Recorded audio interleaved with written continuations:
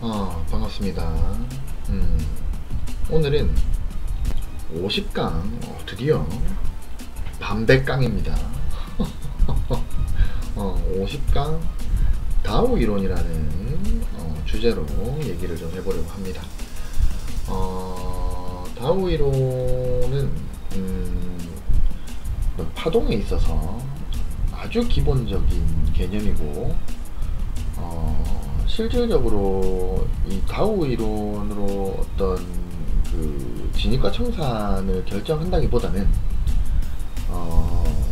추세가 어떤 식으로 움직이고 어떤 식으로 형성이 되고 거기서 어떻게 대처를 해야 되는가, 그리고 전체적인 현재의 위치를 파악을 하는 그런 어떤 정말 말 그대로 개념적인 그런 이제 부분이기 때문에 여러분들이 다오 이론을 오늘 저한테 배운다고 해서 이걸로 다오 이론이니까 이때 진입이야, 이때 청산이야 라고 한다기보다는 어떤 그 트렌드 속에서 위치를 파악하고 대응을 해 나가는 전체적인 맥락을 보는, 얼개를 본다 그러죠. 얼개를 보는 그런 느낌으로 강의를 들으시면 되겠습니다. 아시겠죠? 일단 다오 이론에서 제가 소제목을 이렇게 달 거예요. 다오 이론의 배경 간단하게 설명을 드리고, 그 다음에 다오 이론에서 말하는 추세의 종류, 다오 이론에서도 이제 추세가 나오거든요. 그 추세의 종류와 어떤 국면에 대해서 제가 간단하게 설명을 드릴 겁니다. 그 다음에 다오 이론에서 가장 중요한 장기 추세의 진행 과정에 대해서 좀 살펴볼 거고요. 그 다음에 활용 및 한계라는 제목으로 또 얘기를 드릴 겁니다. 그리고 마지막으로 결론적 전략, 이렇게 5개의 작은 파트로 나눠서 설명을 좀 드리도록 하겠습니다. 시간 아까우니까 바로 들어가죠. 다오 이론의 배경, 드디어 파동이론이 시작이 됐죠. 다오 이론은 이제 찰스 다우라는 사람이 만든 겁니다. 이 사람은 다우존스 컴퍼니라고 해서 그 회사를 설립한 사람이고요. 그 다음에 여러분들 뭐 많이 들어봤죠. 월스트리트 저널이라는 걸 많이 들어보셨죠. 그거의 창업주입니다, 찰스 다우가. 그리고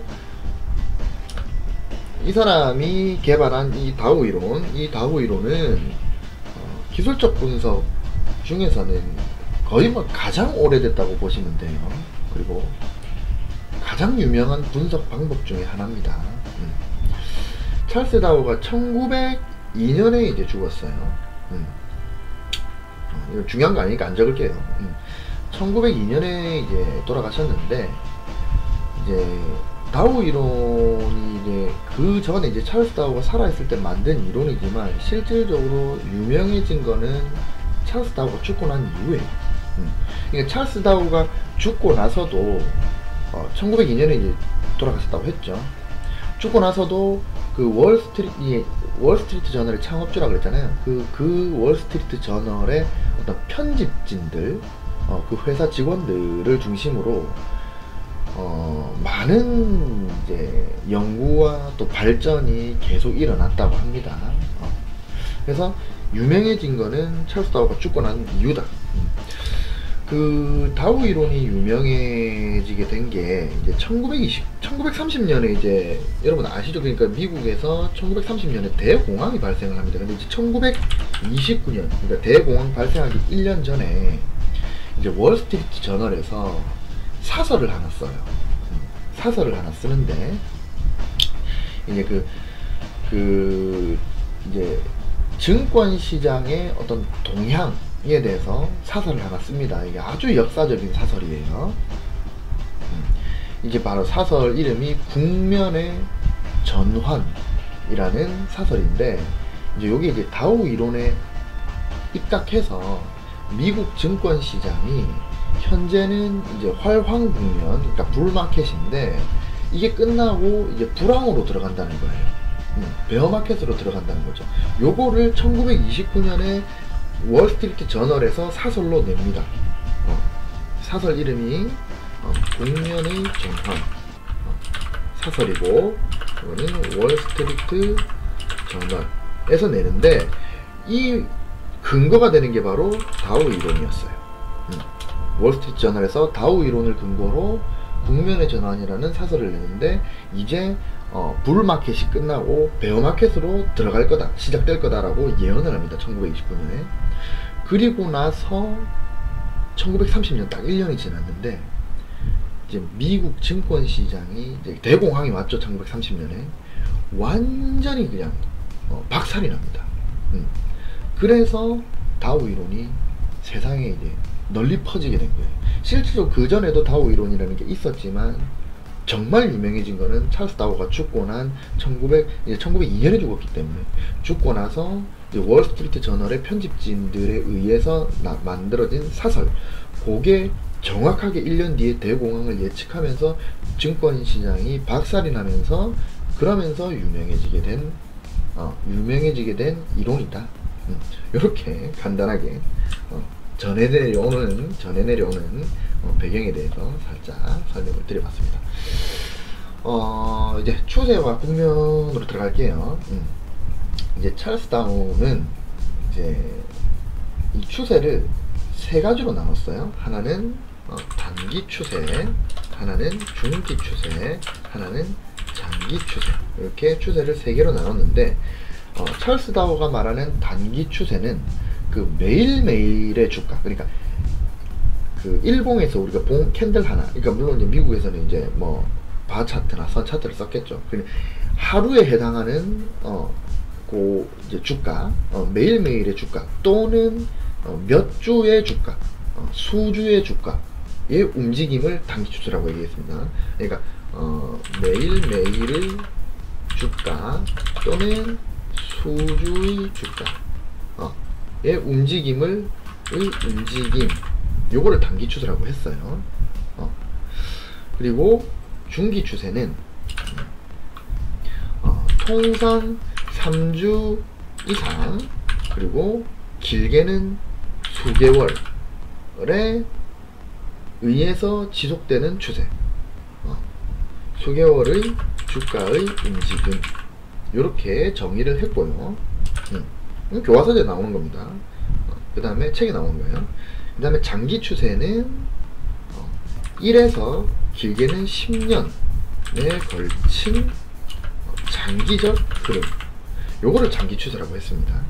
그러니까 매일매일 움직이는 주가, 요런 거는 단기 추세. 그 다음에 통상 3주니까 뭐 한 달이죠. 최소 이제 한 달 이상 지속되는 추세. 그러니까 예를 들어서 파동이 요렇게 진행이 됐는데, 만약에 요렇게 진행이 됐는데, 근데 만약에 여기서부터 이 고점에서 이 저점까지의 길이가 요게 예를 들어서 뭐 2개월이다.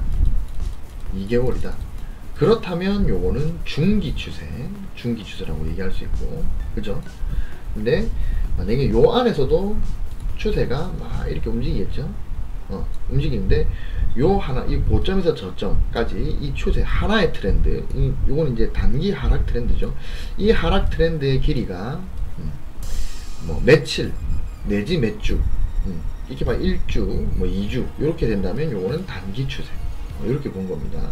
그리고 이게 큰 추세가 지속되는데 요게 다 합쳐가지고 짧게는 1년에서 길게는 10년까지 큰 파동이 이렇게 지속된다면 요 전체적으로 하나의 상승 파동이라고 볼 수 있죠. 그죠? 상승했다가 조정받고 전고로 돌파하고 더 높이 올라갔기 때문에 이 전체적인 추세가 상승으로 갔기 때문에 요 하나의 큰 추세를 장기 상승 추세, 요렇게 구분을 했습니다. 그래서 추세의 종류에는 단기 추세, 중기 추세, 장기 추세가 있는데 그거는 보통 중기 추세를 기준으로 생각을 하시면 돼요. 저도 한 달에서 길게는 몇 개월의 움직임이 이제 중기 추세고, 그거보다 짧으면 단기 추세, 그거보다 길면 장기 추세. 이렇게 보시면 됩니다. 그리고 이제 국면에서는 상승 국면과, 당연하겠죠, 상승 국면과 하락 국면에 대해서 정의를 했는데, 상승 국면은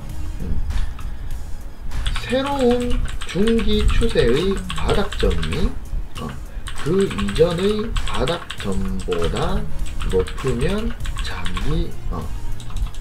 장기 추세는 상승 국면이다, 이렇게 얘기했어요. 일단 먼저 정리를 하고 와서 설명을 드릴게요. 그리고 하락 국면은 새로운 중기 추세의 최고점이 장기 추세의 최고점을 갱신하지 못하면, 그 이전의 이렇게 할게요. 위랑 똑같이 최고점을 갱신하지 못하면 장기 추세는 하락 국면이다. 특히 새로운 중기 추세의 최고점이 그 이전의 최고점을 갱신하지 못한 상태에서 하락을 했는데, 이전 바닥점을 이탈하면 확실하다, 이렇게 얘기했습니다. 자, 이게 무슨 말이냐, 이게 이런 말입니다. 중기 추세라 그랬죠. 새로운 중기 추세. 그러면은 한 파동이 적어도 몇 개월짜리입니다. 자, 중기 추세가, 자, 새로운 중기 추세 바닥점이라 그랬으니까 하락을 하고 있었겠죠. 그러니까 이전에는 상승을 했고, 그 다음에 하락을 하고 있습니다. 그죠? 자, 이렇게 갖다가 칩시다. 이렇게 와서, 자, 상승을 했어요. 그리고 이제 하락을 합니다. 자, 요 하나의 파동, 요 파동은 전부 다 몇 개월짜리예요. 몇 개월짜리. 짧게는 한 달, 길게는 몇 달. 이게 전부 다 몇 개월짜리입니다. 중기 추세니까, 그죠? 이건 중기 추세로 보는 거예요. 그러니까 여기서부터 여기까지가 뭐 예를 들어서 여기서부터 여기까지가 요 하나의 상승 파동이 뭐 3개월, 그 다음에 요 하나의 하락 파동이 2개월, 뭐 이런 식으로 개월입니다. 중기 추세를 말하는 거예요. 이게 중요합니다. 그래서 파동이 이렇게 왔다가, 자, 예를 들어서 3달 동안 상승을 했어요. 그리고 나서 조정을 받는데, 이 조정에서, 자, 중기 추세의 바닥점이죠. 그러니까 요거는 몇 달짜리? 2달짜리, 적어도 한 달 이상. 그래서 2달짜리의 중기 추세가 이렇게 내려오다가 이 바닥이 찍히고 돌아 나가요. 바닥이 찍히고 돌아 나가는데, 뭡니까? 그 이전 바닥점보다 높으면 장기 추세는 상승 국면이라 그랬죠. 무슨 말이냐? 그 이전 바닥이 여기죠. 여기보다 높은 상태에서 반등을 하면, 그러면 장기 추세가 뭡니까? 중기 추세가 모여서 장기 추세가 되는 거예요. 그죠? 중기 추세가 모여서 적어도 1년, 이게 몇 개월짜리라면 적어도 이게 3개 이상 요렇게 갔을 때 이 전체적인 추세가 장기 상승 추세죠. 근데 이 장기 추세가 상승 국면으로 들어서는 첫 번째 조건이 중기 추세가 반등을 했는데 이전 저점보다 저점을 높였을 때, 이때가 상승 국면의 조건이다, 이렇게 얘기를 했어요. 어렵지 않죠? 요거를 이제 제가 좋아하는 어떤 친구는 요거를 아주 이제 뭐라고 그러지, 유식한 표현으로, 파동이 이렇게 간다면 이게 이제 상승 추세이기 때문에 여기를 HH 보다 higher high 이라고 얘기를 하고, 상승이니까 상승 국면의 1차 고점이죠. 그리고 여기를 higher low라고 하더라고요. higher high, higher low. 근데 상승 국면이니까 그렇습니다. 그리고 여기를 또 HH, 여기를 HL, 또 여기를 이렇게 간다면, 그러면 여기를 HH, 여기를 HL. 요 원리는 이래요. higher low가 된다는 얘기는 이전 저점보다 더 높은 저점이라는 얘기입니다. 이전 저점보다 높은 저점이기 때문에 higher low예요. 그죠? 여기도 higher low인 이유가 low긴 하지만 high다. 무슨 말이다? 이전 저점보다 높기 때문에 하이어 로우가 되는 겁니다. 그럼 요건 뭡니까? 왜 하이어 하이입니까? 이전 고점보다 높은 고점이기 때문에 높아진 고점이다. 그죠? 요거예요. 요거 약간 제가 3,000% 좀 빠지자면 그 찰스 다우가 이 주가를 이제 어떤 파도에 비교를 했어요. 예를 들어서 바다가 이렇게 백사장이 이렇게 있고 내가 이렇게 서 있습니다. 그죠? 그럼 파도가 이렇게 들어올 거 아니에요. 파도가 밀물과 썰물 있죠. 근데 파도가 어떻게 들어옵니까? 처음에는 요만큼 왔다가 여기 백사장이 여기가 경계선이라고 치면 파도가 여기까지 왔다가 그 다음 좀 있다가 요렇게 오죠. 그리고 좀 있다가 요렇게 옵니다. 좀 있다가 요렇게 와요. 그리고 좀 있다가 요렇게 옵니다. 점점 파도가 이렇게 들어오죠. 그러다가 최대한 다 들어온 다음에 어떻게 됩니까? 파도가 그 다음에는 여기를 기점으로 그 다음 파도가 뭡니까? 여기까지 못 오고 요만큼까지밖에 못 오죠. 그죠? 파도 이제 썰물에는. 그리고 다시 파도가 이렇게 점점 오는 힘이 약해지는 거예요. 그죠? 그래서 이제 파도가 요렇게 와서 그러니까 요런 힘으로 처음에는 요까지 왔다가 그 다음에 요까지 오고 그 다음에 요까지 오고 요까지 오고 요까지 오고 요까지 오는 겁니다. 그죠? 이게 뭡니까? 계속 저점이 낮아지는 거예요. 저점이 낮아지는 겁니다. 요거를 파동으로 설명을 하면 이렇게 오는 거예요. 파도가 요렇게 들어왔다가 그죠? 그리고 다시 나가겠죠. 다시 나가는데 이제 밀물이니까 파도가 들어왔다 나갔다 들어왔다 나갔다 들어왔다 나갔다 들어왔다 나갔다를 반복하는데 근데 그게 어떤 식으로 오느냐, 파도가 이만큼 내려왔다가 다시 조금 빠졌다가 다시 더 밀어쳐서 여기까지 내려오고 다시 조금 빠졌다가 여기까지 내려오고 조금 빠졌다가 여기까지 내려오고 조금 빠졌다가 여기까지 내려오고 조금 빠졌다가 여기까지 내려온 거예요. 그죠? 그런데 이게 다시 썰물이 되면 다시 나갈 거 아니에요. 파도가. 근데 파도가 어떻게 나갑니까? 한 방에 쫙 나가는 게 아니죠. 파도가 이렇게 밀렸다가 다시 들어오는데 뭡니까? 이 최저점까지는 안 오고 여기서 요까지만 오고 다시 밀려나가고 다시 요까지 오고 밀려나가고 요까지 오고 밀려나가고. 그죠? 그러면은 지금 이 영역은 밀물의 영역이고 이 영역은 썰물의 영역이에요. 그럼 우리가 투자를 하려면 어떻게 돼야 된다? 적어도 저점이 이탈되면 다 밀물이다. 밀물에는 파도가 이쪽으로 날 쪽으로 몰아치기 때문에 투자를 하지 않는다는 겁니다. 그러다가 보시면 저점이 점점 높아지죠. 이 파도가 들어오는 그 위치가 점점 나한테서 멀어지잖아요. 이까지 힘이 미치지 못하잖아요. 그럼 뭐다? 그럼 이제는 썰물이다. 이런 거예요. 우리가 투자를 할 때 파도가 밀려 들어오는 밀물은 곧 뭡니까? 하락장이고 하락 국면이고 그 다음에 썰물 요건 뭡니까? 요게 상승 국면이라는 거예요. 그죠? 그러면은 점점 파도가 내 쪽으로 들어왔다가 밀렸는데 다시 내 쪽으로 더 가까이 들어오고 살짝 밀렸다가 더 가까이 들어오고 이건 뭡니까?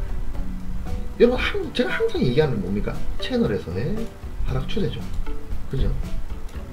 그러면 내가 투자를 해야 될 거는 전저가 이탈이 되면 무조건 투자를 안 하는 거예요. 그럼 내가 투자를 내가 투자를 시작해야 될 때는 뭐다? 저점이 높아지는 상승 국면이에요. 그래서 지금 앞에서 설명드렸다시피 새로운 중기 추세의 바닥점이 그 이전 바닥점보다 높으면 이게 무슨 말입니까? 중기 추세가 이렇게 계속 저점을 깨고 계속 내려왔어요. 상승을 했는데 이번에도 이렇게 돼야 된단 말이죠. 그러니까 요 저점을 깨야 돼요. 하락 추세가 연속이 되려면. 그죠? 근데 이걸 깨지 않고 여기서 돌아 나간다면 그럼 뭡니까? 밀물이 요렇게 들어왔는데 그 다음에 다시 나갔는데 다시 들어오는 힘이 여기인 거예요. 그죠? 그리고 다시 반등을 한다? 그럼 뭐다? 요거는 장기 추세가 이제는 상승 국면으로 돌아설 가능성에 대해서 가능성을 시사하는 거죠. 요 얘기입니다. 상승 국면. 참 대단하신 분이에요. 찰스 다우. 이 어떤 그 파도를 가지고 이렇게 설명. 이건 제가 지어낸 게 아니고요. 그 책에 나오는 겁니다. 그리고 하락 국면은 그럼 하락 국면은 뭐겠습니까? 새로운 중기 추세의 최고점이 이전의 최고점을 갱신하지 못하면, 자 보세요. 그래서 이렇게 상승을 했습니다. 상승을 했는데 다시 볼게요. 뭐 이렇게 상승을 했다고 칩시다. 그리고 나서 자, 조정을 받았는데 다시 올라가려면 힘차게 뭡니까? 이 정보를 돌파해야 됩니다. 왜냐? 여기가 이 고점보다 여기가 높기 때문에 제가 뭐라 그랬습니까? higher high라고 그랬죠. 그리고 이 고점보다 여기가 더 높기 때문에 여기도 higher high인데, 여기서 파동이 올라갔는데 이 고점을 돌파하지 못하면 어떻게 됩니까? 그럼 뭡니까? 고점은 고점이지만 앞에 고점보다 낮기 때문에 여기가 뭐가 된다?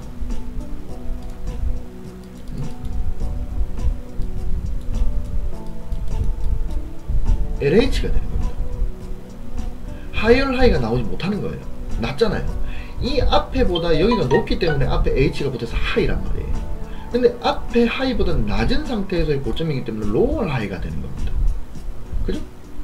그리고 만약에 특히 이전 바닥점 이탈, 요 바닥점을 이탈하면 확실하다. 그러면 이제 하락 국면의 시작인 거예요. 그렇다는 거는 내가 청산을 할 때 가장 중요한 게 뭐다? 고점 돌파를 하는지 못하는지 이걸 보는 겁니다. 조정을 받고 내가 여기서 들어갔는데 고점 돌파를 하지 못하고 파동이 꺾여 내려온다. 특히 이 저점이 이탈이 돼버리면 뭡니까? 그러면 여기는 이렇게 반등을 하더라도 여기는 뭡니까? 이전 저점보다 더 낮은 저점이기 때문에 LL이 되는 거예요. 그죠? 이렇게 되는 겁니다. 그러면 뭐다? 이게 하락 추세가 시작되는 겁니다. 이 표기가 맞는지 모르겠어요. 저는 이런 표기 잘 안 써서. 제가 좋아하는 친구가 이렇게 쓰는 거를 제가 봤는데 맞을 거예요. 그래서 이전 저점보다 지금의 저점이 더 낮기 때문에 일단 로우고, 그 뒤에 또 뭡니까? 이 작은 파동에서 로우이기 때문에 또 로우. 그죠? 그래서 로우가 나오는 거예요. 그리고 상승을 했는데 또 이전 고점을 돌파하지 못하고 또 내려와서 저점 이탈이 된다. 마찬가지겠죠? 로우 하이 LH, LL이 되는 거죠. 이 하락 추세인 거죠. 그래서 새로운 중요한 건 중기 추세입니다. 이거 작은 파동이 아니에요. 중기 추세의 최고점이 이전 최고점을 갱신하지 못하면 장기 추세는 하락 국면에 내려간다는 겁니다. 내려가는 걸로 봐야 된다는 겁니다. 아시겠죠? 그래서 추세 국면에는 단기, 중기, 장기가 있는데 상승 국면은 이렇고 하락 국면은 이렇다. 이렇게 설명을 드리겠습니다. 자, 그 다음에 갈 길이 멉니다. 다우이론님. 장기 추세의 진행 과정에 대해서 제가 설명을 드릴게요. 장기 추세는 아까 뭐라 그랬습니까? 최소한 1년 이상 지속되는 대추세죠. 대추세. 그렇다면 여기서는 이 장기 추세에서도 상승이 있을 수 있고 하락이 있을 수 있고 다시 상승이 있을 수 있겠죠. 그럼 뭐다?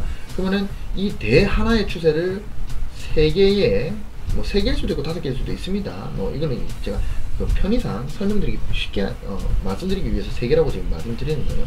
3개의 중기 추세를 나뉜다고 본다면, 자, 요 기간은 뭡니까? 적어도 장기 추세 몇 년짜리고, 요거는 몇 개월짜리, 요 한 파동은 몇 개월짜리, 이렇게 되겠죠? 이렇게 되는 거예요. 근데 이 국면에서 찰스 다운은 장기 추세, 그러니까 큰 추세, 이 장기 추세를 강세장과 약세장으로 나눴습니다. 강세장과 약세장으로 나눴는데, 강세장에는 첫 번째 매집 국면이 있고, 두 번째 상승 국면이 있으며, 세 번째 과열 국면이 있다. 이렇게 얘기를 했고, 약세장에는 첫 번째 분산 국면, 요거는 분배 국면이라고 합니다. 분배 국면, 분산 국면. 그 다음에 두 번째 공포 국면, 공포 국면인데 요거는 공황 국면이라고도 얘기를 해요. 그다음에 세 번째 침체 국면, 이렇게 구분을 했습니다. 그러니까 강세장에는 매집 국면, 상승 국면, 과열 국면이 있고, 그 다음에 약세장에는 분산 국면, 공포 국면, 침체 국면이 있다. 그죠? 그리고 장기 추세를 장기 추세를 곧 주 추세라고 얘기를 했습니다. 이 주 추세라고 얘기했는데 아까 설명드렸다시피 이 주 추세는 보통 1년 이상 또는 수년에 걸쳐 계속되는 추세고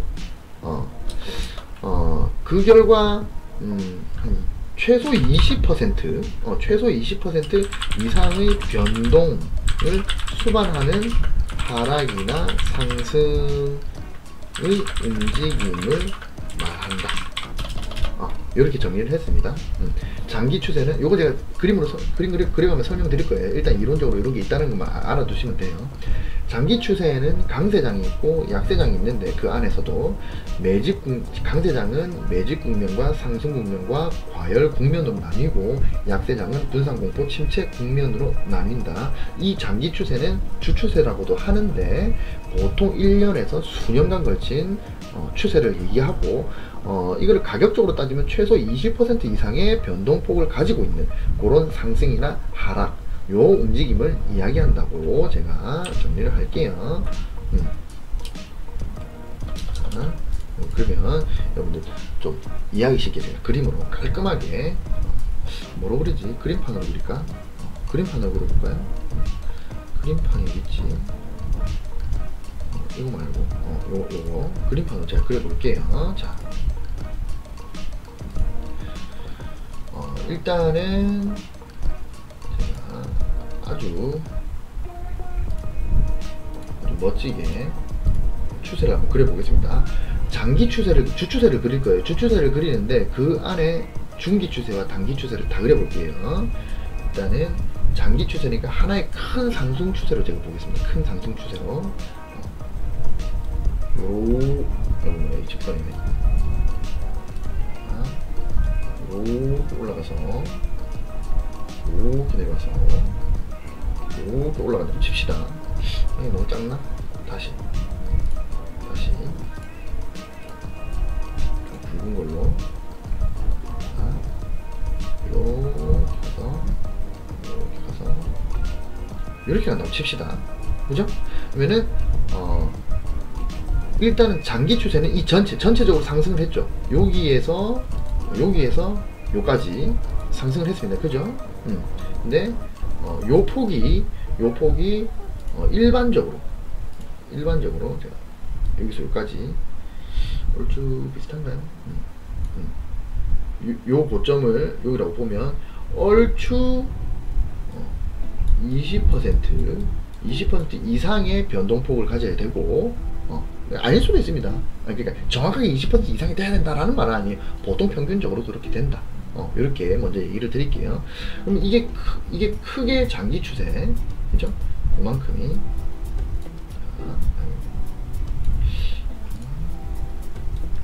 요만큼 계속 이렇게 그려야 되나? 자, 요만큼이 자, 이거를 주추세 장기 추세라고도 하고 요건 아까 제가 뭐라 했습니까? 1년 이상 수년에 걸쳐 계속되는 추세고 보통 20% 이상의 변동을 수반한다. 이게 장기 추세입니다. 아시겠죠 여러분? 요 큰 추세, 요게 장기 추세고, 그럼 중간 추세는 지금 이 파동에서는 3개의 중추세로 나뉘죠? 3개의 중추세로 나뉩니다. 제가 잘라서 볼게요. 여기서 이 고점에서, 그죠? 이 고점에서 이 저점까지, 여기 요만큼, 요거를, 어떻게 해볼까? 중기 추세, 이거는 중간 추세라고도 부릅니다. 중기 추세, 요만큼이에요. 요만큼. 아시겠죠? 요만큼. 요만큼이 중기 추세. 요것도 중기 추세. 요것도 중기 추세. 요 세 개가 합해져서 장기 추세. 이 장기 추세는 20% 정도의 변동폭을 가지고, 그 다음에 기간은 1년에서 수년 정도 걸린다. 이렇게 보시면 되고, 요 중기 추세는 제가 좀 부연 설명 좀 드리자면 이 중기 추세를 얘기하는 거예요. 화살표 해서 화살표 가지고 이렇게 적어 나가겠습니다. 일단은 일단 결론적으로입니다. 결론적으로 강세 시장의 조정이죠. 강세 시장에서의 지금 현재 조정 상태인 거죠.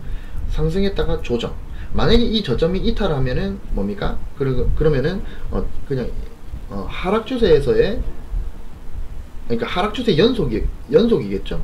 이 부분이 만약에 이게 이렇게 올라가다가 이 전저를 이탈을 해버리면 뭡니까? 요게 조정이 되고 결과론적으로 요거는 하락 추세의 연속이 되겠죠.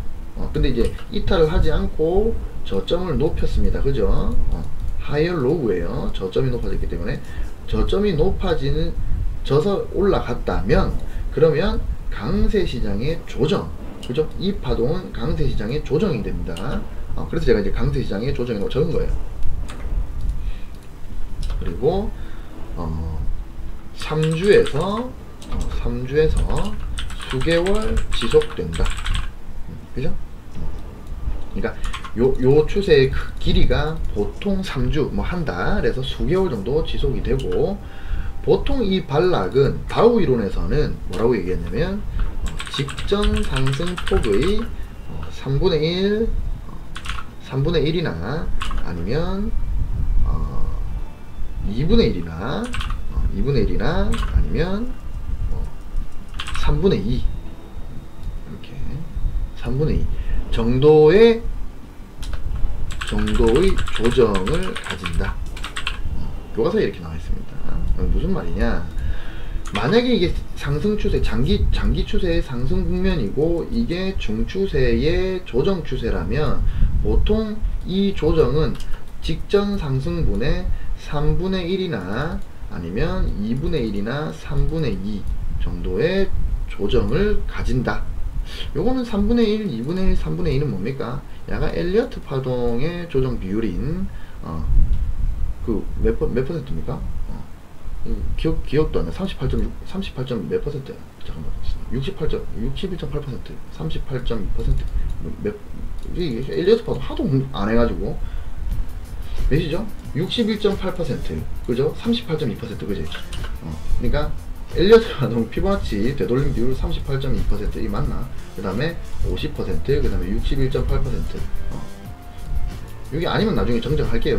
맞을 것 같아요. 38.2%, 50%, 61.8%의 조정 비율인데, 요게 보통 이게 그렇죠. 3분의 1 조정, 2분의 1 조정, 3분의 2 조정 정도 되죠. 그리고 사실상 3분의 1, 3분의 2, 3분의 1, 2분의 1, 3분의 2 조정은 일본에서 많이 쓰는 겁니다. 일본에서 3분의 1 조정, 뭐 2분의 1 조정, 3분의 2 조정 이거 많이 써요. 여튼 그 정도의 조정을 가진다. 그러니까 다우도 그렇게 얘기를 했다. 이렇게 말씀을 드리고, 그 다음에 소추세라는 게 있습니다. 소추세는 짧게는 며칠, 길게는 몇 주, 뭐 1주, 2주에 걸친 파동인데, 이렇게 알려주면 이렇게 뭐 이런 식으로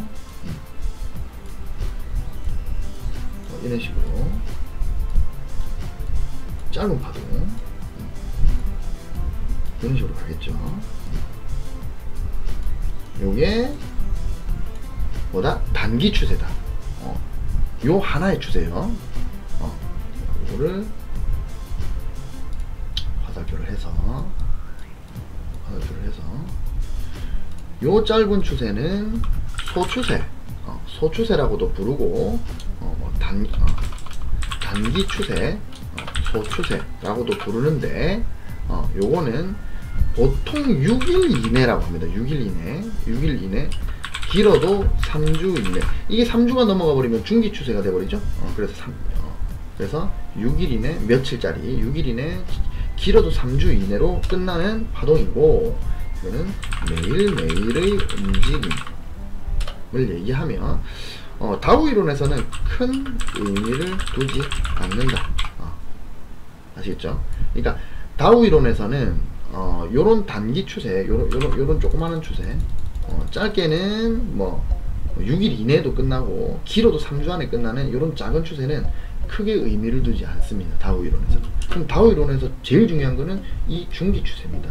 중기 추세고, 이 중기 추세가 아까도 설명드렸다시피 상승 국면의 조건이 뭐였습니까? 중기 추세가 뭐였습니까? 직전 저점을 하회하지 않은 상태에서 반등을 하고 올라가면, 그러면 장기 추세가 상승 국면으로 갈 가능성이 높다. 그죠?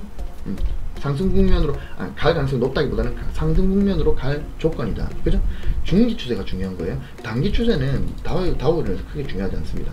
그래서 적어도 3주에서 수개월짜리 이 중기 추세가 기본이고, 이 기본을 바탕으로 저점이 이탈되지 않고 하이어 로우가 나오는 상태에서 반등해서 직전 고점을 넘어서는 고점이 발생, 즉 하이어 하이가 나와야 장기 추세로 진입한다. 이렇게 보시면 돼요. 아시겠죠? 요게 이제 제가 앞서 말씀드렸던 글로 설명했던 세 가지 추세입니다. 지금 제가 이거는 뭘 설명을 드린 거냐면 요걸 설명을 드린 거예요. 요거 추세 종류, 그죠? 그리고 상승 국면과 하락 국면은 제가 아까 설명을 드렸죠. 그래서 요거를 설명드린 겁니다. 지금 그림판으로. 아시겠죠? 그 다음에 요거 장기 추세 진행 과정 해가지고 국면, 이 6가지 국면에 대해서 제가 설명을 드릴 거예요. 요것도 그림판으로 요거를 설명을 드릴게요. 이 다우 이론에서는 이제 강세장과 약세장으로 나뉩니다. 강세장과 약세장으로 나뉘는데, 이게 순환을 해요. 순환. 요거를 먼저 제가 설명 좀 드리자면, 제목을 이렇게 달게요. 다우 이론의 장기 추세 진행 과정. 다우 이론의 장기 추세 진행 과정인 겁니다. 그러면 두 개로 나뉜다 그랬어요. 하나는 자, 이거는 강세 시장, 강세 시장으로 나뉘고, 하나는 강세 시장이 있고 하나는 뭐가 있습니까? 약세 시장. 약세 시장이 있겠죠. 강세 시장과 약세 시장이 있는데, 강세 시장은 아까 뭐가 있다 그랬습니까? 매집 국면, 상승 국면, 과열 국면이 있다 그랬어요. 여기 기억나시죠? 매집, 상승, 과열 국면이 있습니다. 그죠? 그래서 강세 시장은 매집, 상승, 과열 국면이 있는데, 매집 국면을 이제 1번이 매집 국면, 2번이 상승 국면, 3번이 과열 국면인데, 뭐 차트로 설명을 드릴 거지만 그 위치에 따라서 제가 한번 적어 볼게요. 첫 번째 뭐가 있다고 했습니까? 매집 국면이 있는 거예요. 그죠? 그 다음에 두 번째 뭐가 있습니까? 두 번째 상승 국면. 그죠? 그 다음에 세 번째 뭐가 있다고 했어요? 과열 국면이 있다고 했죠? 과열 국면. 이렇게 강세 시장에는 3개의 국면이 있습니다. 약세 시장에는 아까 뭐라고 했습니까? 분배 공황 침체가 있다 그랬어요. 그죠? 분산 공포 침체, 뭐 분배 공황 침체. 분배 공황 침체에 대해서도 제가 한번 그려볼게요. 글을. 4번이죠. 4번 분배 국면. 4번 분배 국면, 분산 국면. 그 다음에 5번이 뭐였습니까? 공황 국면. 그죠? 공포 국면이라고도 합니다. 그리고 6번째가 침체 국면. 이렇게 6개의 국면으로 나뉘는 거예요. 강세 시장과 약세 시장이 있는데, 강세는 매집, 상승, 과열이고, 약세는 분배, 공황, 침체인데, 총 토탈 해가지고 이렇게 6개의 국면이 있는 겁니다. 다우 이론에는. 근데 요게 순환을 해요. 순환을. 어떤 식으로 순환을 하냐면, 매집 국면 이후에 상승 국면이 나오고, 그 이후에 과열 국면이 나옵니다. 매집 국면 다음에 상승 국면, 그 다음에 과열 국면이 나오는 거예요. 과열 국면을 지나서 이제 분배 국면으로 가고, 그 다음에 분배 국면에서 공황 국면으로, 또 공황 국면에서 침체 국면으로 간 뒤에 침체 국면에서 다시 매집 국면으로, 이렇게 계속 반복을 하는 거예요. 계속 이렇게 반복을 합니다. 그러니까 계속 이렇게 도는 거예요. 매집 국면이 있으면 그 다음에 상승을 하고, 당연하겠죠. 매집을 했으니까 누군가가 매집을 했으니까 그 매집한 물량, 매집을 했다는 말은 뭡니까? 시중에 유통된 주식수가 적어졌다는 얘기죠. 그러면은 매집을 한 주체가 시장가로 가격을 긁어가지고 계속 가격을 상승시켜도 뭡니까? 물량은 내가 다 들고 있고 시중에 풀려있는 물량이 이제 얼마 없기 때문에 매도 압력이 약하기 때문에 쉽게 가격을 올릴 수가 있어요. 그래서 상승 국면으로 가고, 또 상승 쭉 이제 매집을 해서 상승을 갔는데 이렇게 많이 올라가면 뭡니까? 그러면은 대중의 관심이 생기죠. 비트코인 고점처럼. 그럼 뭡니까? 대중이 막 들어와요. 제가 일전에 제가 말씀드렸나? 그 코스톨라니에 달걀에서 그 멍청한 그 부하 내동자들이 이제 들어오는 거예요. 그래서 과열이 일어납니다. 과열이 지나면 이제 분산 국면으로 가고 공황 국면, 침체 국면으로 가는 거예요. 이런 식으로 가는 겁니다. 이게 이제 큰 얼개, 그러니까 구조예요. 이런 식으로 해가지고 매집 다음에 상승 다음에 과열 다음에 분배, 공황, 침체, 다시 매집, 상승, 과열, 분배, 공황, 침체, 다시 매집, 이런 식으로 계속 반복이 되는 겁니다. 요거를 요 진행 과정을 파동으로 한번 그려볼게요. 파동으로는 어떤 식으로 되냐면, 어떤 하나의 상승 파동이 있으면, 앞서 제가 파동 설명 들으셨죠, 여러분? 그 이동평균선에서 제가 파동을 얘기를 할 때 뭐랬습니까?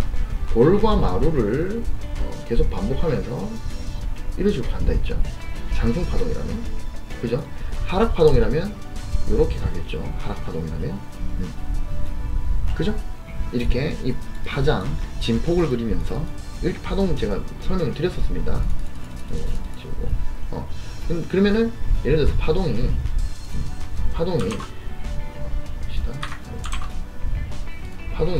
요렇게 이렇게 간다고 칩시다.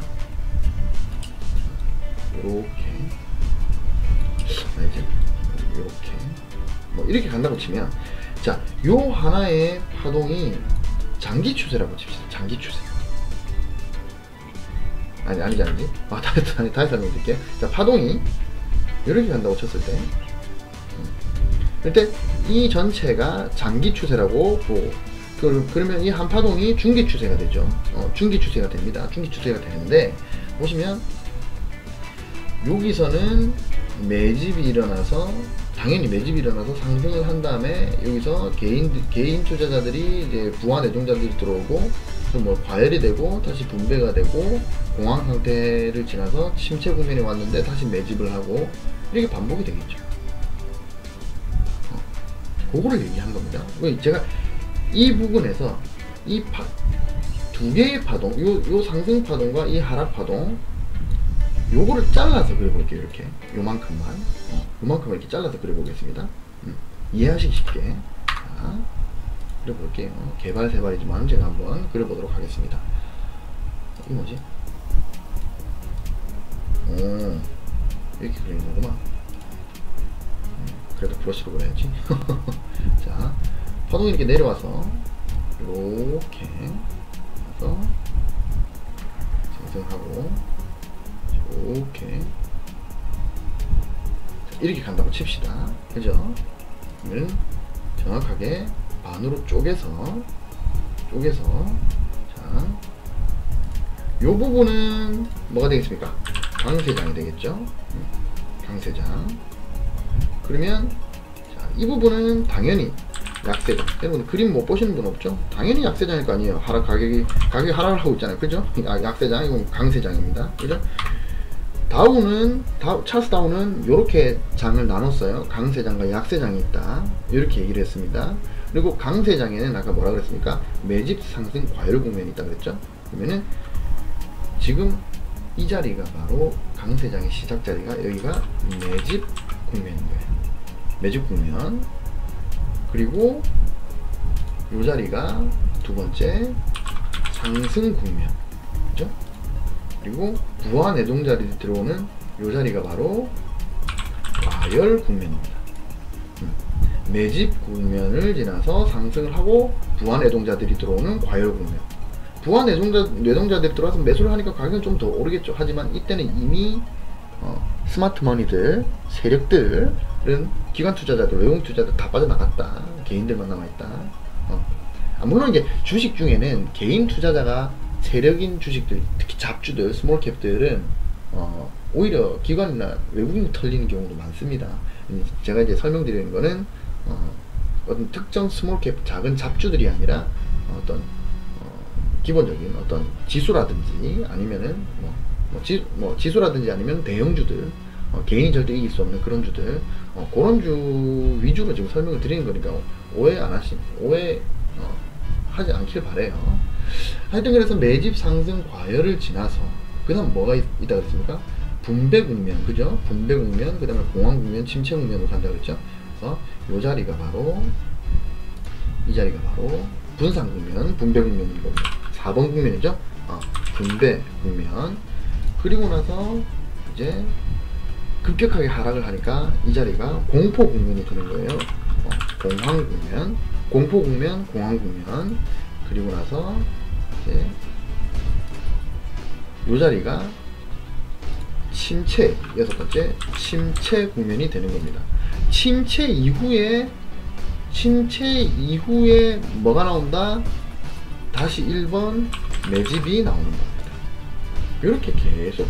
그러니까 제가 앞서서 파동을 설명드릴 때 파동은 이렇게 움직인다고 했잖아요. 그게 이게 다우 이론으로 보면 뭐다?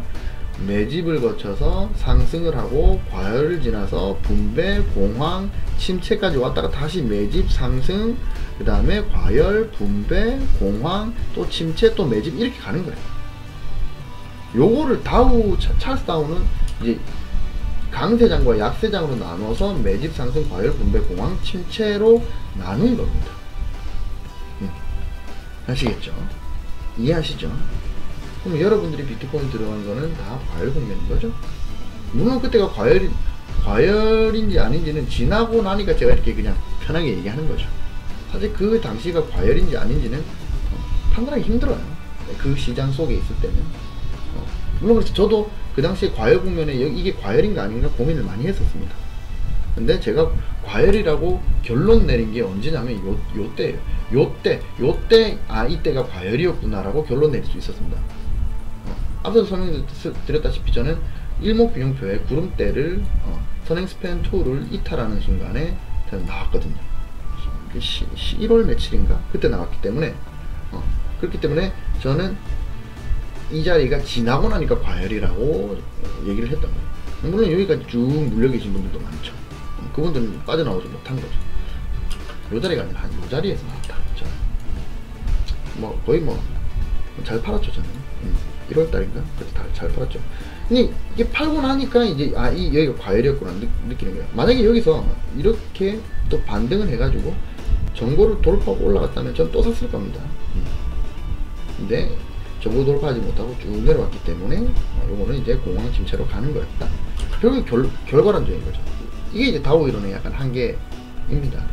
근데 이 한계를 극복하는 방법도 있어요. 일단 그래서 이 다우 이론의 장기 추세의 진행 과정, 특히 이 장기 추세, 전체 장기 추세 중에서 중기 추세가 움직이는 진행 과정이 이렇게 진행이 된다. 까지 이해하시죠? 그래서 제가 지금 다우 이론에 대해서 세 가지 추세, 장기, 중기, 단기에 대해서 설명을 드렸고, 그 다음에 장기 추세는 이렇게 진행이 되는데 매집, 상승, 과열, 분배, 공황, 침체 요렇게 진행이 되는데 요거는 파동으로 보면 요렇게 설명을 드릴 수 있다. 여기까지는 이해하시죠? 그러면 제가 이제 이거를 정리를 할 거예요. 정리를 할 건데 특징이죠. 특징. 그러니까 이 진행 과정이 아까 제가 이제 매집, 상승, 과열, 분산, 공포, 침체 이 국면 6개의 국면이 있다 그랬잖아요. 요거에 대해서 정리를 한번 해볼게요. 일단 강세장과 약세장이 있다 그랬죠.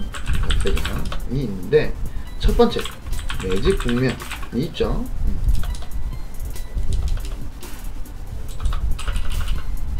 첫 번째 매집 국면이 있습니다. 이 매집 국면의 어떤 특징이라고 해야 되나? 특징에 대해서 제가 설명을 드릴게요. 양이 많아서 간단하게 정리를 해볼까? 어떻게 할까? 일단 말로 먼저 설명 드려볼게요. 일단 매집 국면은 강세 시장의 초기 단계입니다. 그죠? 요 자리, 요 매집 국면이 강세 시장의 초기 단계입니다. 당연하겠죠. 매집을 하니까. 그죠? 강세 시장의 초기 단계다. 그리고, 보통 이 국면에서는, 경제나 어떤 기업 환경이 회복되지 못한 상태입니다. 장래 전망이 좀 어두워요. 보통 이제 그런 경우가 많아요. 그래서 일반 투자자가 그 증권 시장의 회의를 느끼고 시장을 떠나는 국면입니다. 매집 국면. 그러니까 매집이라는 게 뭡니까? 세력이 매집을 한다는 얘기예요. 세력이 매집을 한다는 거, 누구의 물량을 털어먹는다는 얘기입니까? 개인 투자자의 물량을 세력이 매집한다. 즉 손바뀜이 일어나는 구간이거든요. 그러면 개인 투자자들이 지금 판단 얘기잖아요. 개인 투자자들이 개인이 판단 얘기고 이거를 세력이 산다는 얘기잖아요. 그럼 개인이 판단하는 말은 뭡니까? 너무 떨어져서 가격이 이 시장에서 회의를 느끼고 시장을 떠난다는 거예요. 근데 성견지명이 있는 스마트머니, 그 포스톨라니 다이아리에서도 제가 설명을 드렸죠. 소심파. 이 소심파는 이제 지금은 기업 실적이 지금 방금 말씀드린 경제나 기업 환경이 회복되지 못하고 기업 실적이 안 좋은 상태인데, 근데 이 선구자들, 스마트머니들 아니면은 그 소심파들, 특히 전문 투자자들, 애널리스트들, 이런 사람들은 이제 분석을 하는데, 이 기업이 아니면 전체 시장이 이제 앞으로 호전될 거라고 생각하니까 매집을 하는 거잖아요. 그죠? 그럼 이 매집을 하는 세력들은 애널리스트가 있을 수도 있고, 펀드 매니저가 있을 수도 있고, 어떤 기관 투자자일 수도 있고, 아니면은 일개 개인 세력일 수도 있고, 아니면은 외국인 투자자일 수도 있고, 하여튼 개인 투자자가 아닌 나머지 사람들이 지금 이거를 매집을 한다는 거는 어떤 앞으로 미래의 기업 실적이 좋아질 것이다, 경제 상황이 좋아질 것이다 라고 선견지명이 있는 거예요. 분석을 통해서 그렇게 결론을 내린 겁니다. 그렇기 때문에 개인의 물량을 이 사람들은 사는 거예요. 세력은. 그러니까 개인이 시장을 떠나는데 오히려 전문 투자자들은 시장에 진입을 하는 시점이다. 그게 바로 강세장의 첫 번째 매집 구간이라는 거예요. 이때는 그 개인들이 근데 시장에 다 떠나는 게 아니거든요. 물려있는 개인들 중에서 끝까지 버티는 개인들도 많아요. 그래서 보통 이럴 때는 매집 구간에서는 거래량이 죽습니다. 매도 물량이 적기 때문에 그래요. 그래서 매집 구간이 긴 거예요. 여러분들 보시면 그 뭐 인터넷이나 이런 거 보시면 뭐 세력이 하락을 했고 그 다음에 매집 구간이 길고 긴 시간 매집해가지고 상승을 만들잖아요. 그죠? 이게 이제 밥그릇 패턴이죠. 그 주식단태님이 말하는 밥그릇 패턴인데, 왜 매집 기간이 길게 했습니까? 개인들이 안 파는 거예요. 물려있는데도 개인이 안 파는 거예요. 그러니까 이걸 매집하는 세력의 입장에서는, 매집을 하는 세력의 입장에서는 시간이 길게 걸리는 거예요. 오래 걸리는 거예요. 그리고 금방 매집했다가 팍 팔아버리면 바로 올릴 수가 없죠. 충분한 양을 모으지 못했기 때문에. 그래서 충분한 양을 주식수를 보유하기 위해서도 긴 시간 동안 매집을 하지만 파는 사람들도 적기 때문에 요때는 거래량이 많이 죽습니다. 매집 시점에는. 그러다가 이게 본격적으로 상승할 때 거래량이 터져요. 본격적으로 상승할 때 거래량이 터지는 거죠. 그러니까 거래량이 거의 완전 죽어 있다가 여기서 뻥 터지는 거예요. 그러면서 본격 상승기로 갑니다. 요게 매집 국면의 어떤 특징이에요. 정리를 하면서 할까요? 좀 시간이 걸리지만 그래도 정리를 하면서 할게요. 요때는 강세장의 초기 단계고, 좀 멀리 떨어뜨려 놔야 되겠네. 강세장의 초기 단계고, 경제나 기업의 실적이 회복되지 못한 단계입니다. 왜냐면 기업 실적이 회복됐다면 이미 올라 있어요. 그 주가는 실적에 선반영됩니다. 그러니까 실적이 지금 좋다면 이미 고점일 가능성이 높아요. 근데 지금 이 매직 국면이 이 자리잖아요. 그렇기 때문에 지금 요 상태이기 때문에 뭡니까? 기업 실적이 아직 회복되지 않은 거예요. 근데 앞으로 회복될 거기 때문에 이제 그 소신파들이 진입을 하는 거거든요. 무슨 말인지 아시겠죠? 그래서 현재 이 상태는 기업 실적이 회복되지 못한 단계로 보는 게 맞습니다. 그리고 개인 투자자는 시장의 회의를 느끼고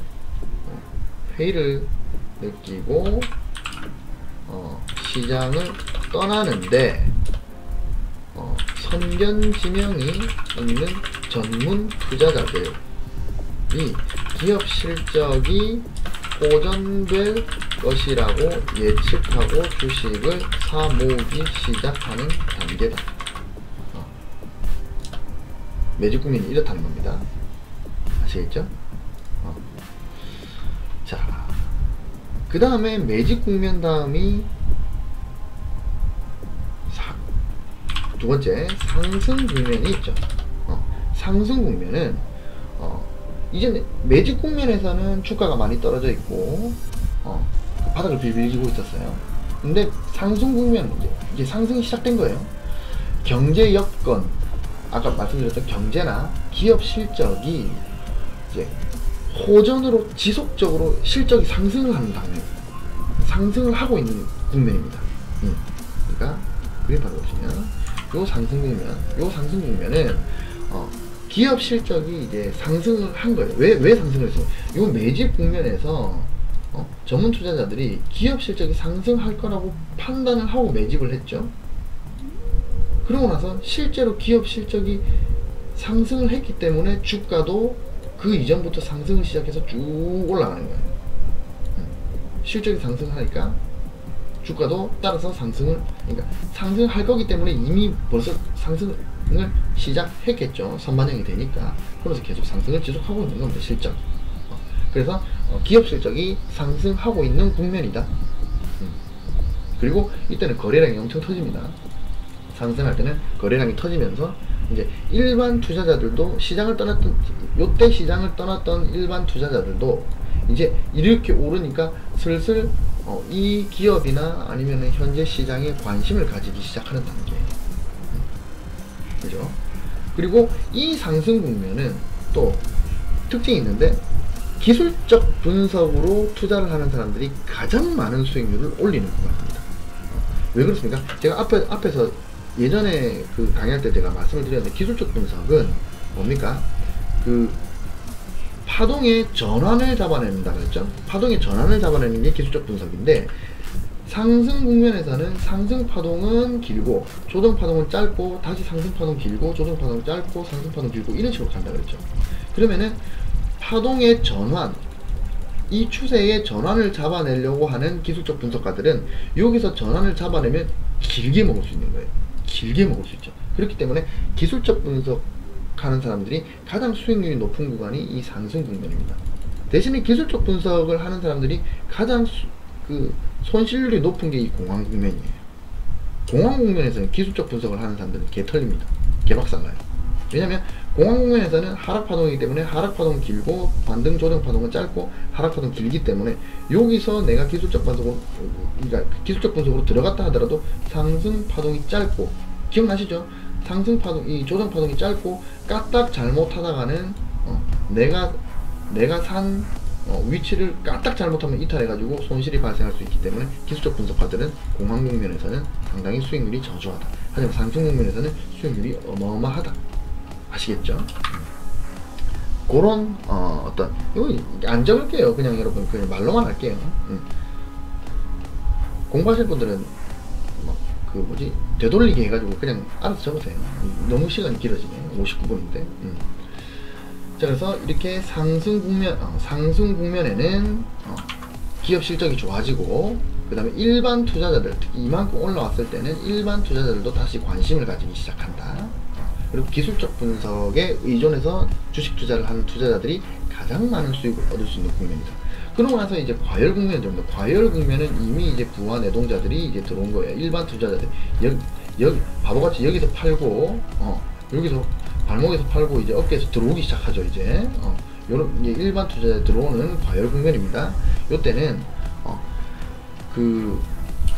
이 어떤 기업이나 시장이 엄청나게 실적이 좋은 상태예요. 사실 실적이 좋은 상태인데 왜 좋은데 과열이냐, 주가는 선반영을 합니다.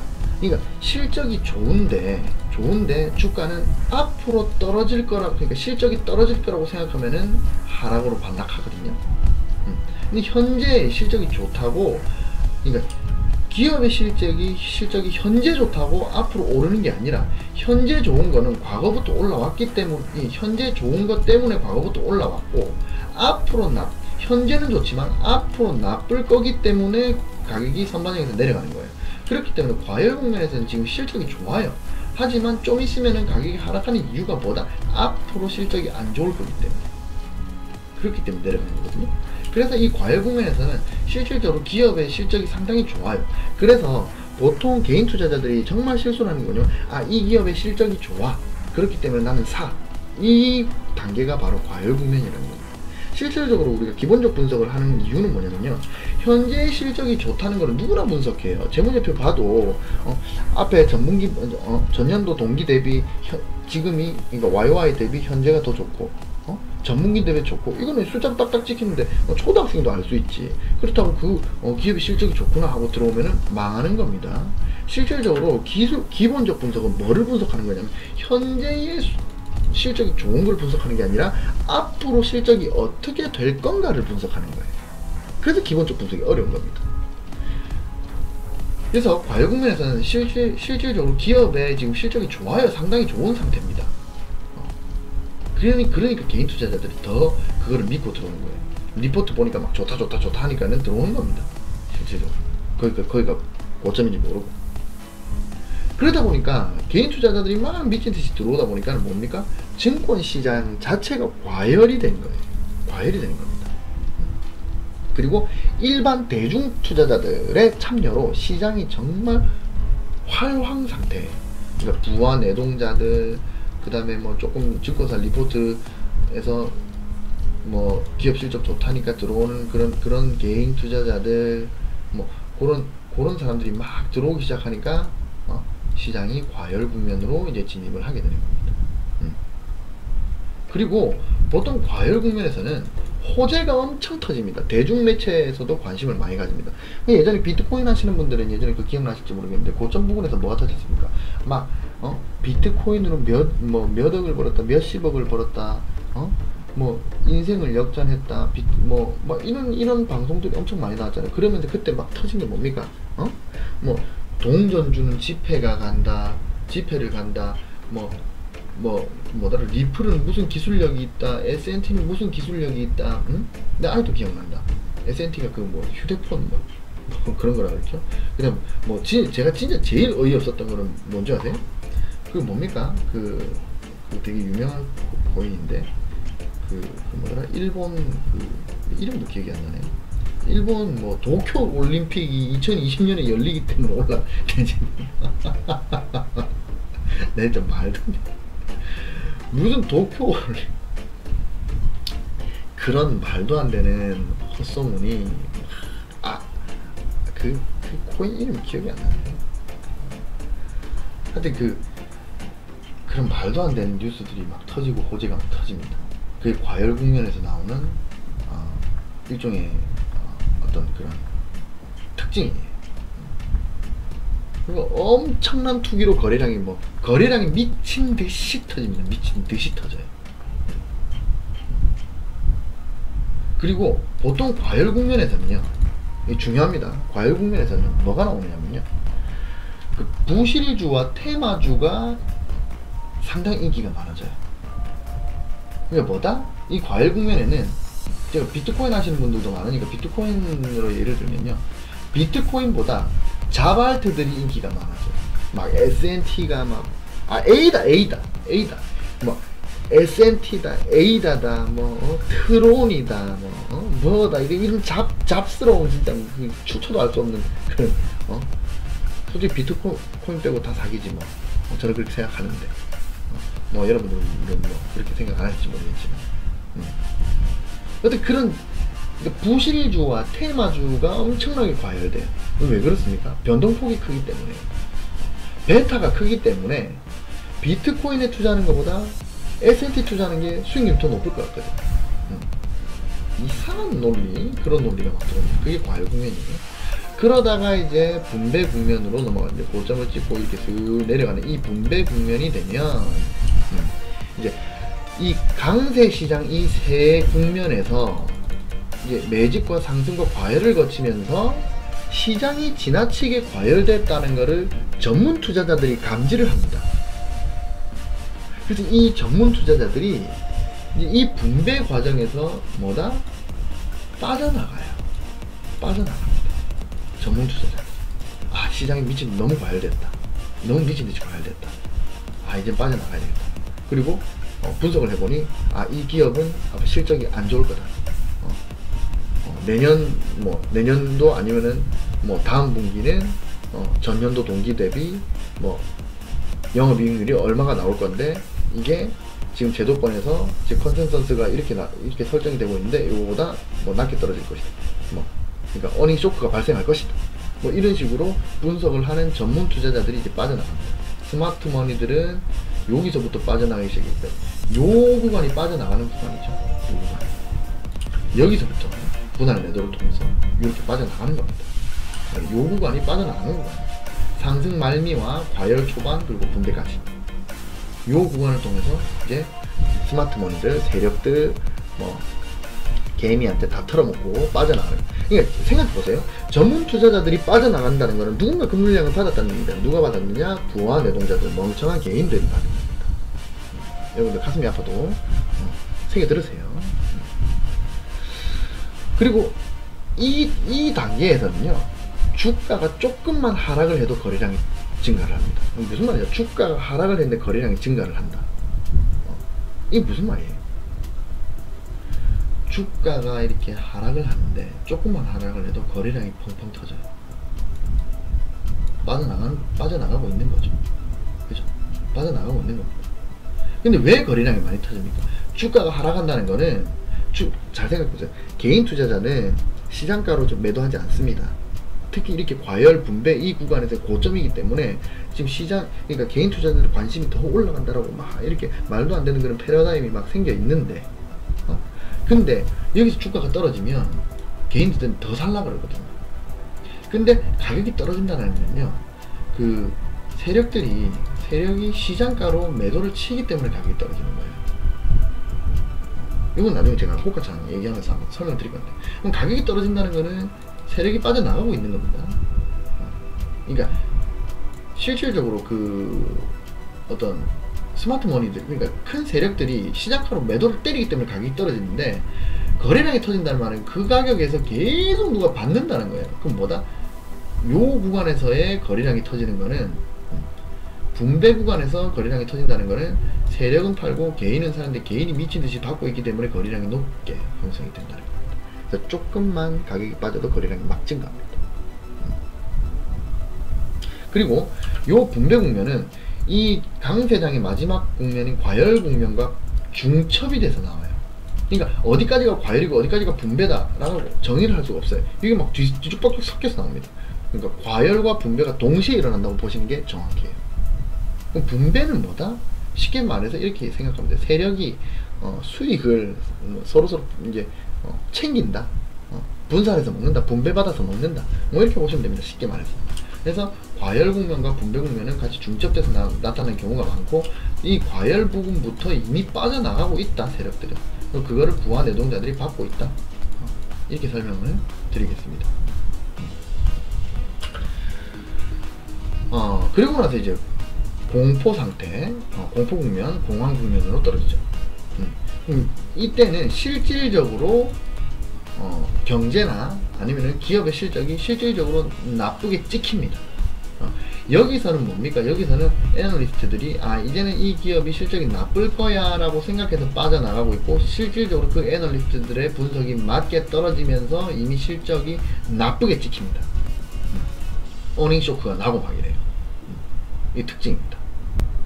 그리고 주식을 매도하려는 일반 투자자들, 그러니까 개인 투자자들, 여기서 다 물려있는 개인 투자자들이 이 공황 상태가 되면 마음이 조급해져요. 마음이 조급해진다는 말은 뭡니까?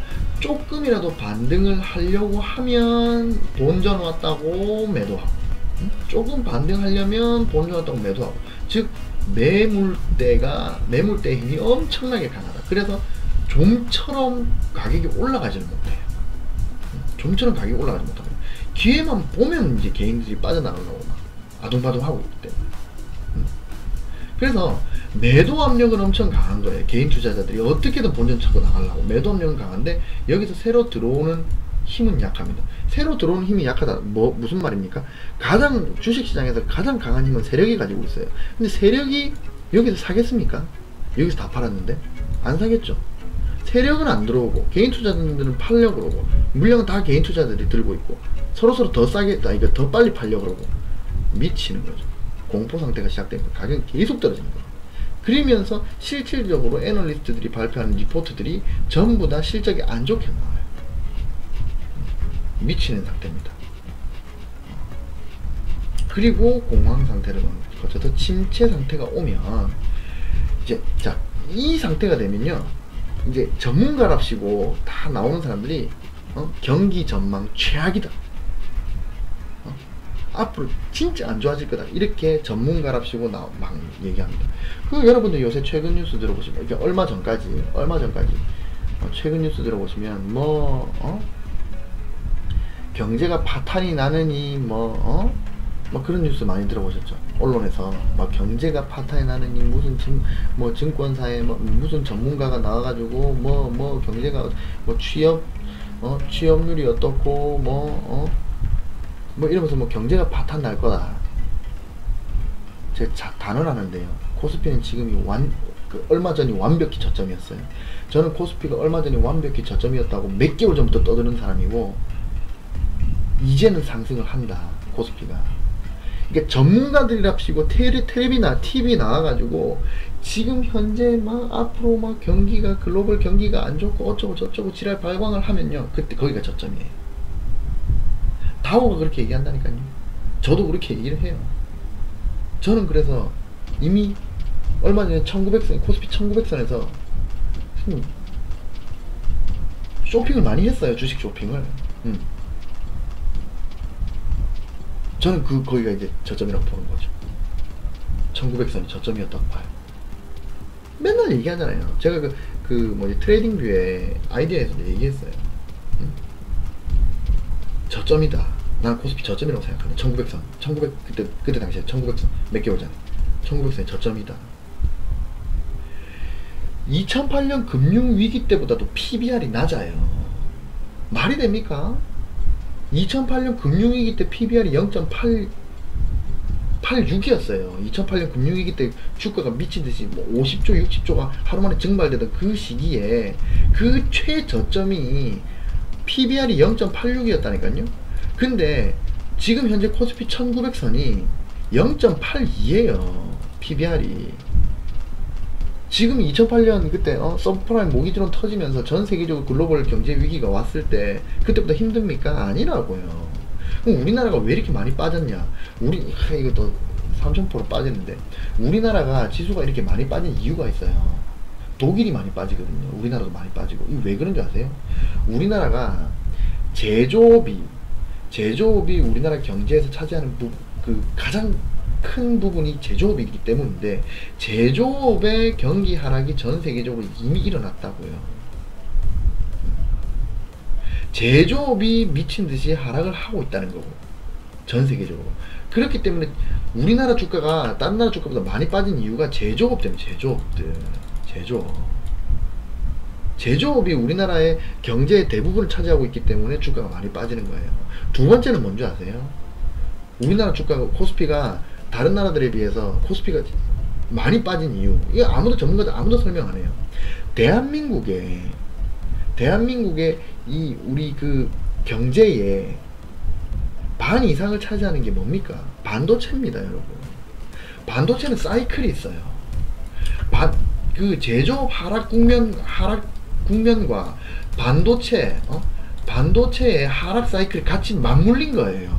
그러니까 반도체로 먹고 사는 우리나라가 어떻게 됐습니까? 코스피가 미친 듯이 떨어진 거예요.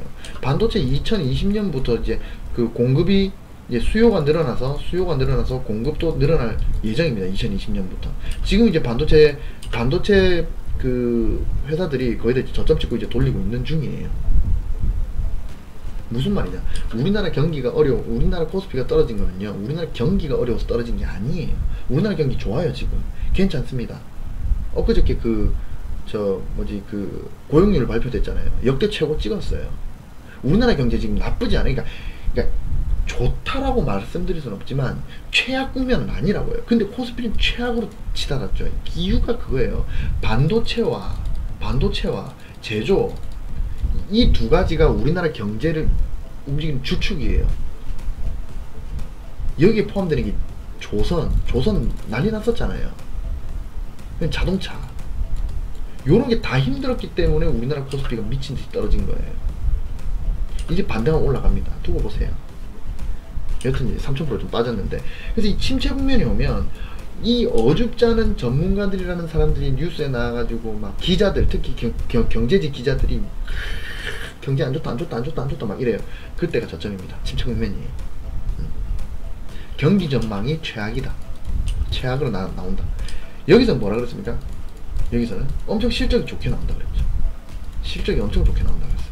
여기는 실적이 엄청 안 좋게 나오는 겁니다. 하지만 앞으로 좋아질 거기 때문에 오르는 거예요. 좋아졌기 때문에 오르는 게 아니라. 주가는 무조건 선반영이 됩니다. 기업이 실적이 좋아졌기 때문에 주가가 오른다면 세상에 돈 못 벌 사람이 어디 있습니까? 응? 재무제표 딱 보고 2분기 실적 딱 발표됐는데 좋아졌네? 그럼 앞으로 주가 오르겠네? 그럼 이 주식 사면 되겠네? 누구나 다 돈 벌지. 그게 아니라고요. 주가가 좋아졌네가 아니라 주가가 좋아질 거네, 그러니까 실적이 좋아질 거네, 이거를 좋아질 거네를 이거를 분석하는 기본적 분석입니다. 그래서 현재 안 좋아요. 현재 되게 실적이 안 좋게 나옵니다. 근데 이 안 좋게 나오는 재무제표와 그 다음에 기업의 움직임을 보고 앞으로 좋아질 거네를 예상을 해야 된다. 여튼 침체 국면에서는 실질적으로 경기가 안 좋다고 그러고 애널리스트들의 리포트에서도 회사 실적들이 다 안 좋게 나옵니다. 그리고 이 침체 국면에서는 특히 급락이 많이 나옵니다. 퍼드가 많이 나오는데 이유가 뭐냐면 이 공황 상태에서 미처 처분하지 못한 물량들이 여기에 대량으로 퍼드로 쏟아져요. 그러니까 여기서 반등하겠지 해가지고 처분 안 하고 있던 사람들이 갑자기 급락이 터지는 이유가 이 저점이 딱 이탈되면서 진짜 아닌갑다. 여기서부터 이제 개인 투자자들이 미친듯이 이 돈이라도 건져야지 하면서 미친듯이 퍼드가 나옵니다. 이 퍼드 국면, 이 국면에서 서로 점점 가격을 싸게 파는 거예요. 서로 빨리 나가려고. 스마트머니는 여기서부터 받습니다. 여기서부터 받아요. 세력들은. 아시겠죠? 그래서 개인 투자자들이 항상 여기서 사고 여기서부터 파는 거예요. 여기서 사서 여기서 팝니다. 근데 세력들은 어떻게 합니까? 여기서 사서, 자 여기죠. 여기서 사서 여기서 팔아요. 그러니까 세력들이나 애널리스트들, 기관 투자자들, 외국인 투자자들이 요렇게 쭉 매집을 하면 어떻게 됩니까? 요렇게 쭉 매집을 하면 평단이 여기 면 되겠죠. 그럼 뭡니까? 발목에서 사서 요렇게 파니까 평단 어디서 팔았습니까? 여기서 팔았죠. 어깨에서 파는 거예요. 그럼 발목에 사서 어깨에서 판다는 말은 뭡니까? 어디서 딱 사서 어디서 딱 파는 게 아니라 이런 국면에서 분할 매집을 하고 이런 국면에서 분할 매도로 털고 나오는 거예요. 이게 기본입니다. 아시겠죠? 근데 여러분들은 항상 여기서 사고 여기서 팔죠. 그죠? 그렇게 되는 겁니다. 그리고 투매가 일어나고, 침체 국면에서는 투매가 일어나고, 그래서 주가가 계속 하락하지만 시간이 경과할수록 낙폭이 작아집니다. 무슨 말이냐? 주가가 쭉 떨어지다가 점점 이렇게 수렴해 나가요. 쭉 퍼드가 나오다가 수렴해 나갑니다. 이렇게 침체 국면에서. 그죠? 그리고 이 침체 국면에서는 악재가 막 터지는데 막 뉴스, 얼마 전에 여러분들 뉴스 많이 보시죠. 뭐 경제가 안 좋다, 뭐 글로벌 위기가 어떠고 저렇다, 뭐 미중 무역 전쟁이 어쩌고 저쩌다. 근데 되게 웃긴 게 뭔지 아세요? 여러분들 여러분들 그런 생각 안 하세요? 얼마 전부터 지금 코스피 계속 오르고 있죠. 코스피 계속 오르고 있는데, 미친 듯이 오르고 있어요. 지금 차트 한번 볼까요?